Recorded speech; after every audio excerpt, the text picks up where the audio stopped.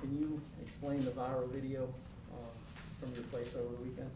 Yeah, I just apologize to the team and staff and for being a distraction, just stupid.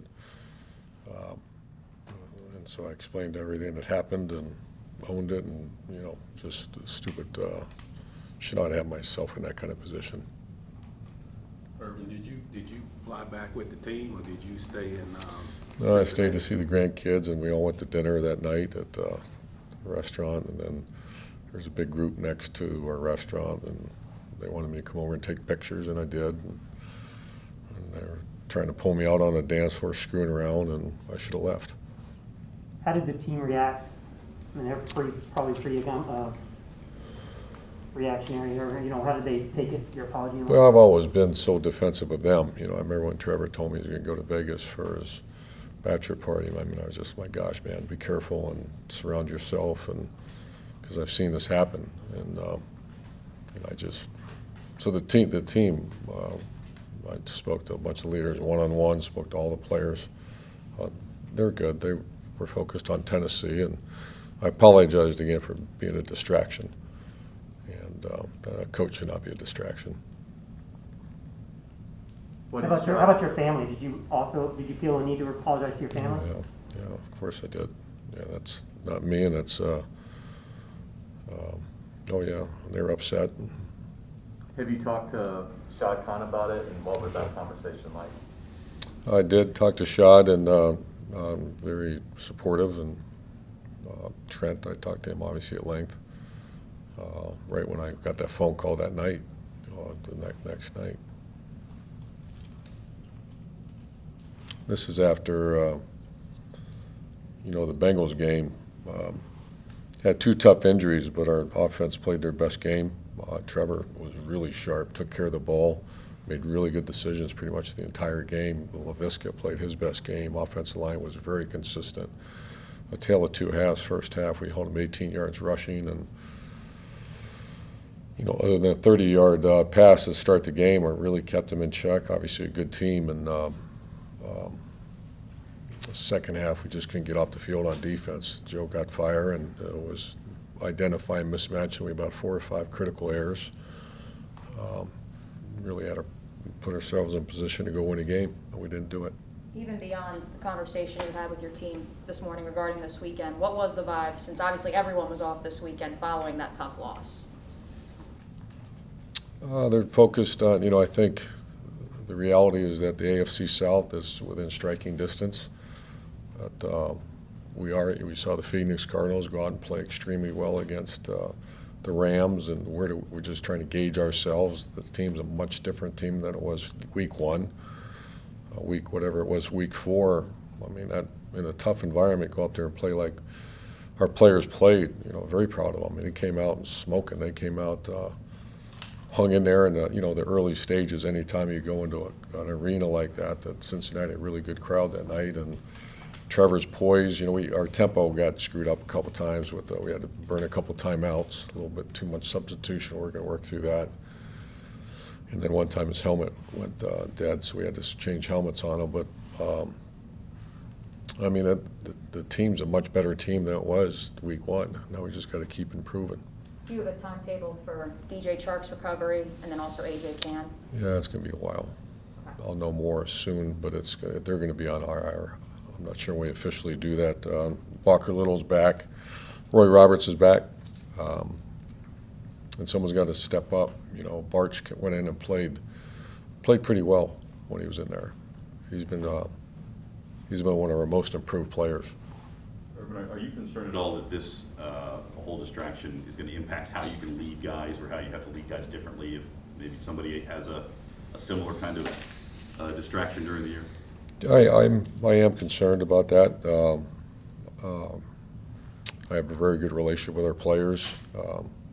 I've dealt with this, not on the other side, but with staff members and with other things, and I've dealt with it. And, so to say I'm concerned, yeah, I am concerned, but I just got to, do right. Extra time away, how would you evaluate your team, and how much have you been able to sort of change things that were the way that you would want to change them?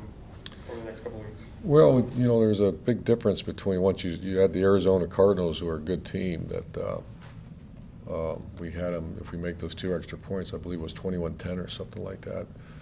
And then the second half, against, so I'm really looking into that. I met with the coordinators. What can we do differently to get that energy and consistency and whatever adjustments that we have to make? Because the first half, you know, especially the last 2 games, were pretty powerful.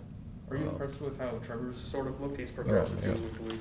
Yeah, he's fantastic. He's a hard worker, and obviously Schottenheimer's doing a really good job with him. And the best thing was he took care of the ball, made right decisions. He used his legs when necessary. You know, you'd think the first couple games that wasn't existent. He scrambled to the right, threw the ball down the field. He got a couple first downs with his legs. He got down when he should have got down. He scored a touchdown. You know, he's playing Trevor. You know, he's playing like Trevor's skill set. Fantastic. You know, and the team sees it. You see it in practice. Very marked improved player right now. Despite the 0-4 start, this division right now, not many great records going on right now. You're playing the leader this weekend. You can basically get your team right back in the thick of the race. So have you talked to them about that opportunity that, you know, you got a break yesterday with the Titans losing? Have you talked to them? That's how we about started what the that meeting. opportunity is? That's how we started. I let the unit leaders, but that's the way the meeting started today. Is the reality is where do we stand, and the reality is that when you turn on the videotape week 1 to week 4, it's a marked improved team. And if you continue to make strides, which young teams, new systems, you would expect that. And I see it clear as day. I can see it. I can see it in practice. You know, here's a new system, a new group of players, a lot of newness everywhere. The one area that's been really consistent is kicking. You know, Nick and Carlos have done a very good job. You know, we're I think that's 4 from 4, other than we had some missed field goals earlier. But our coverage units and effort has been outstanding. So one phase, we're 4 for 4. As a follow-up, how long were you into the job before you started getting message, which is, you know, the message from this fan base or this organization about how hated the Titans are in Jacksonville and you know, Day one. technically they could be the team up north, right? I mean, technically. Schott actually said that. You know, I think there's a respectful rivalry there, and they've been good, and there's a lot of push against that team. So day one, I heard about it. How do you envision replacing Chark? And then with Bart sliding in, who do you see as your backup swing tackle? Well, Shadley Walker Little's back. He was gone for a while with COVID. I'm sorry, your backup swing guard. That's what I meant to say. Right. Sorry. So you have our next, Will Richardson has been really another marked improved player. He was our swing tackle. He would probably go to our swing guard. We're going to finalize that today. And Walker would be the swing tackle. And then receiver position, you know, the guy that just keeps making plays for us is Agnew. You know, he's been a receiver for a year, and you talk about a workaholic and a grinder. He's little, but he plays bigger than he is. Made a heck of a play Sunday. And then you have Tyron, who's marked improved. He's a very talented guy, the guy we got from the Chargers. And then you got Devin Smith, and you got Treadwell. They're fighting for that last spot. Urban, have you and Joe had any conversations on getting the defense to not come out so cold in the second half, Yep. as far as adjustments and things like that? Yes, we have. There's no conclusion yet. That's ongoing, that conversation.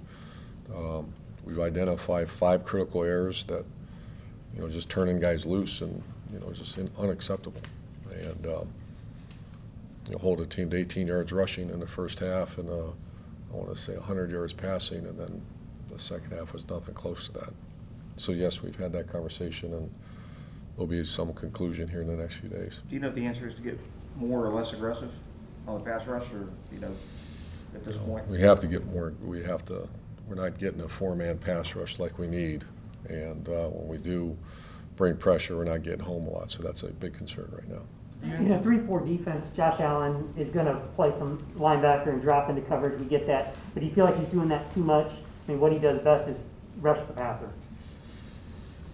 Yeah, and you know, he's got to make more of an impact when he does rush the passer, but that's right. And that's been, we've had conversation about that, and that's going to take another hard eval of it this week. What's the update on Josh Lambo?